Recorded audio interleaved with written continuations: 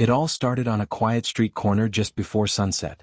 A woman, tall, graceful, confident, was heading home after a long day. She wore a fitted blazer, heels that clicked with authority, and carried a briefcase that whispered professionalism. But to two officers parked nearby, she was suspicious. Not because of what she did, but because of how she looked. They locked eyes. She gave a polite nod. But instead of a wave, they flashed red and blue. Welcome to Tailcraft, where we bring stories that speak truth, stir hearts, and challenge what you think you know. If this is your first time here, make sure to like, share, and subscribe. You won't want to miss what unfolds. Now let me ask you, what would you do if you were handcuffed not because of what you did, but because of who they thought you were? Stay with us because this story will leave you speechless. Tonight, we unravel the moment when justice nearly turned its back on one of its own. A black woman, unjustly profiled, dragged into a courtroom as if she were the criminal. Labeled, shame. Stripped of her dignity in front of strangers. But what no one expected was that this suspect carried not only confidence, but credentials that would shake the very floor of that courtroom. She wasn't just innocent. She was the FBI. This isn't just a tale of one woman. It's a reminder that behind every assumption lies a story, a soul, a strength unknown. The courtroom is supposed to be a place of truth, but that day it started with everything but justice. What turned the tide wasn't anger or revenge, but calm certainty and the flash of a badge more powerful than anyone in that room imagined. So why does this matter? Because bias doesn't wear a uniform, but it can exist behind one. Because silence isn't always weakness. Sometimes, it's patience waiting for the right moment. And because when truth finally speaks, it doesn't whisper, it roars. This story isn't just about a badge. It's about standing tall when the world tries to shrink you. Let's dive into what really happened moment by moment.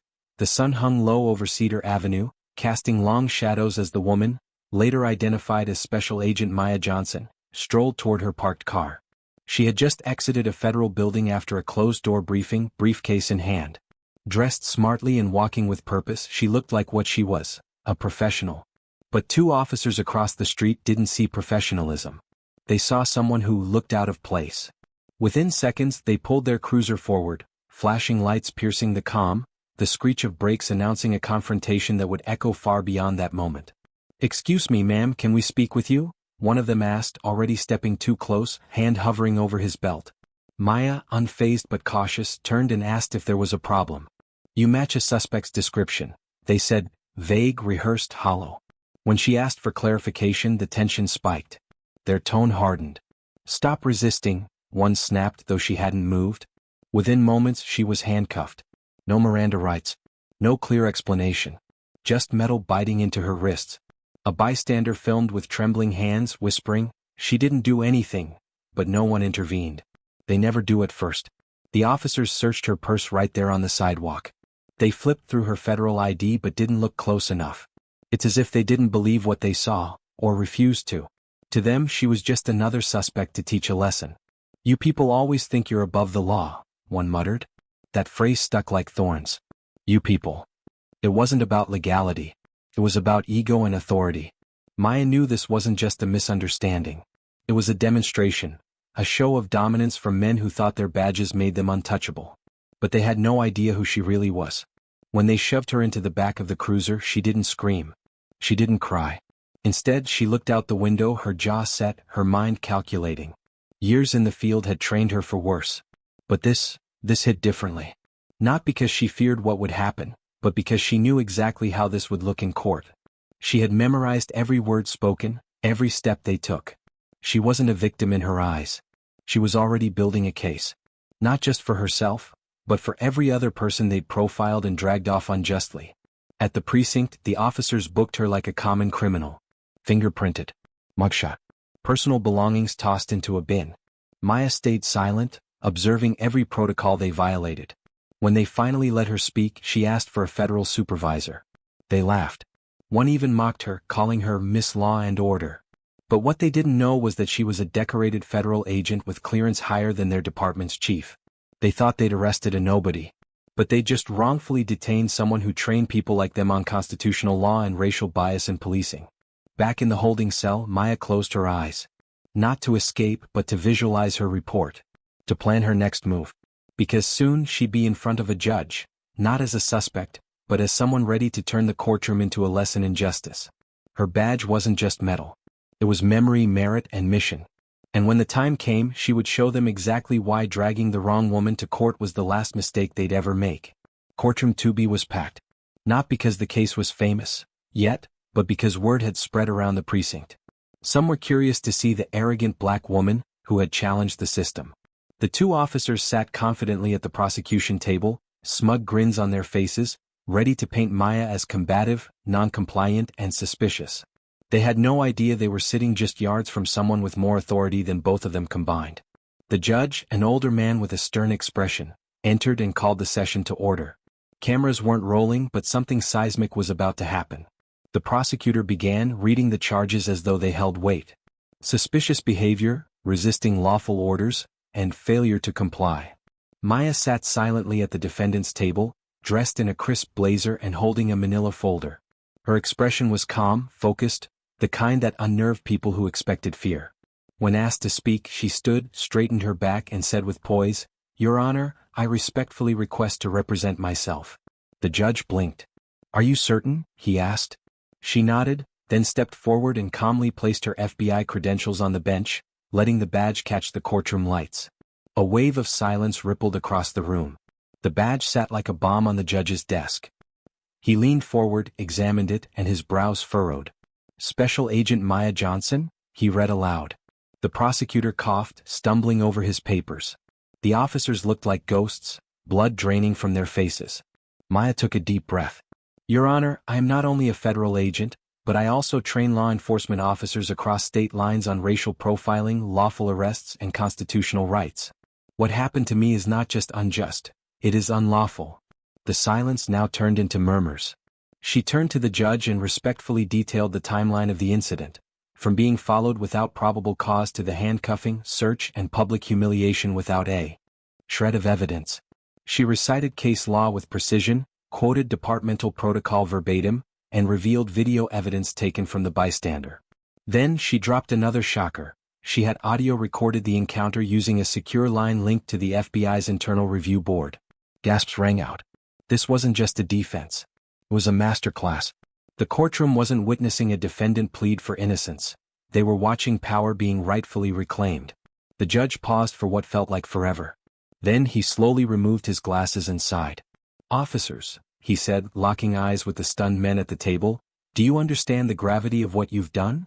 They stammered, no longer confident, suddenly unsure of the ground beneath them. "I do not take kindly to officers who undermine both the law and the honor of this courtroom," he said. Then turning to Maya, he added, "You have conducted yourself with more dignity and professionalism than those sworn to uphold the law." With a single bang of his gavel, the entire courtroom shifted. Case dismissed. Charges dropped. But that wasn't the end, it was only the beginning. The judge ordered a formal inquiry into the conduct of both officers. Maya, before leaving, turned to them one last time. "Next time you profile someone," she said quietly, "make sure they're not your superior." The gallery buzzed with shock and quiet respect. As she walked out of that courtroom, Maya didn't just carry her badge, she carried the weight of truth, the strength of experience, and the fire of justice. And outside, waiting reporters now had a very different story to tell the world. News of the courtroom bombshell spread faster than wildfire. Social media caught fire with hashtags like #AgentMaya and #JusticeServed.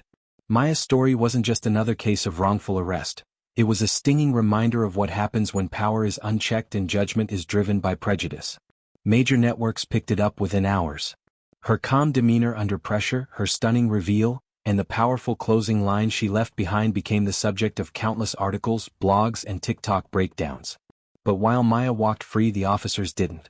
The storm was just beginning, and this time, it wasn't on her shoulders. The Internal Affairs Department launched a formal investigation within 24 hours. Bodycam footage was pulled. The bystander's video, which had gone viral, painted a damning picture of the arrest.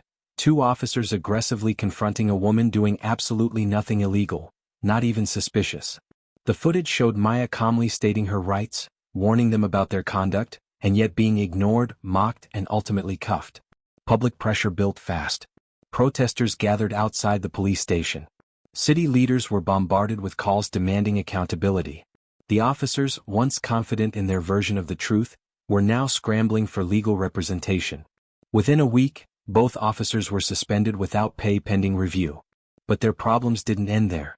Civil rights groups picked up Maya's case as a benchmark example of systemic bias. This wasn't just about two men, it was about the training, the assumptions, and the deep-rooted culture that allowed it to happen. Maya, meanwhile, released a short but powerful statement. "My badge doesn't make me human. I was human long before I earned it. No one should have to flash credentials to be treated with basic respect." That single quote would go on to appear on banners, posters, and billboards. Behind the scenes, the FBI wasn't quiet either. Maya's supervisors were briefed, and the Bureau made it clear that the treatment of one of their own, especially during off-duty hours, would not be tolerated. In a private letter leaked days later, the FBI director wrote to the city's police chief stating, "When one of our agents is targeted based on the color of her skin instead of the character of her conduct, we are all compromised." The heat was now coming from every angle. The city's mayor, trying to save face, promised a full review of department training policies. But Maya didn't stop there. Instead of going quiet, she took the moment and turned it into a mission. She began speaking at universities, police academies, and community forums. Her message was direct. This isn't about revenge. It's about reform. She emphasized how implicit bias, when left unaddressed, can ruin careers and ruin lives.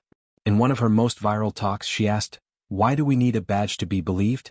Why do Black women have to prove their worth to be treated as human?" The crowd rose in thunderous applause, not just for Maya but for the truth. Her courage opened doors for others. Whistleblowers stepped forward, victims of racial profiling began sharing their stories with renewed hope, and even officers from different cities reached out, acknowledging the systemic cracks in the justice system. Maya had unintentionally become a catalyst. The very officers who tried to reduce her to a stereotype had done the opposite. They'd exposed the power of truth, resilience, and justice when placed in the right hands. And Maya? She just kept walking forward, no bitterness in her voice, just a quiet determination in her step. The world had watched her rise, and listen. So here we are, at the end of a story that began with humiliation but ended with empowerment. Maya's journey from being unjustly handcuffed on a street corner to standing in a courtroom with her badge held high, isn't just one woman's fight, it's a call to action for us all. Her story reminds us that respect should not be conditional. Her badge didn't protect her from racism, but it forced the world to listen. And that's the deeper truth. In a just society, no one should need a title to be treated with dignity and fairness. Think about it, how many Mayas go unnoticed because they don't carry a badge?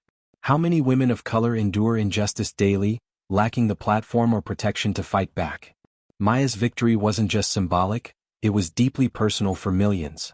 Her voice echoed through institutions, streets, and social media feeds, asking one simple yet revolutionary question: what if I didn't have this badge?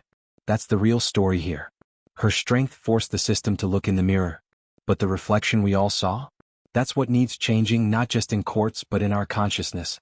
In the aftermath, the city announced a sweeping police reform policy, focused on anti-bias training and stricter accountability protocols. It wasn't perfect, nothing ever is, but it was a start. A spark. And that spark came from Maya's refusal to be silenced. She didn't just defend herself, she defended the truth. And in doing so, she made others braver. Victims who had stayed quiet, officers who had turned a blind eye, leaders who hadn't dared to confront the flaws in their departments. Her courtroom moment wasn't the end, it was the ignition of something bigger. At Tailcraft, we believe in telling stories that matter, and Maya's is one that deserves to be remembered, shared, and learned from. Her story is about courage, but it's also about consequences. About what happens when bias goes unchecked and when good people refuse to stay silent. It's a reminder that titles may grant access, but humanity should grant respect. Every time someone clicked play on her video, another barrier cracked. Another stereotype broke. And another conversation began. That's the power of stories. They don't just entertain, they challenge. They shift the culture. They reshape the future. Now it's your turn. What would you have done if you were Maya? Would you have stayed silent or would you have spoken up? And more importantly, what will you do when you witness injustice in your own life? It may not be as dramatic as flashing a badge in court, but your voice still matters. Every like, every share, every comment, they're not just social media actions. They're ripples in a bigger wave. When you engage, you spread awareness. You build a community. You give stories like Maya's the reach they deserve. If this story moved you, challenged you, or made you think twice, don't forget to like, share, and subscribe to Tailcraft. We bring you real stories that dig beneath the surface, stories that reveal truth, courage, and the human spirit. And we want to hear from you. Drop a comment below. Let us know what part of Maya's journey hit you the hardest. Because these stories don't end with a badge, they begin with us. Until next time, stay strong, stay informed, and never underestimate the power of your voice. Talecraft, where stories speak truth.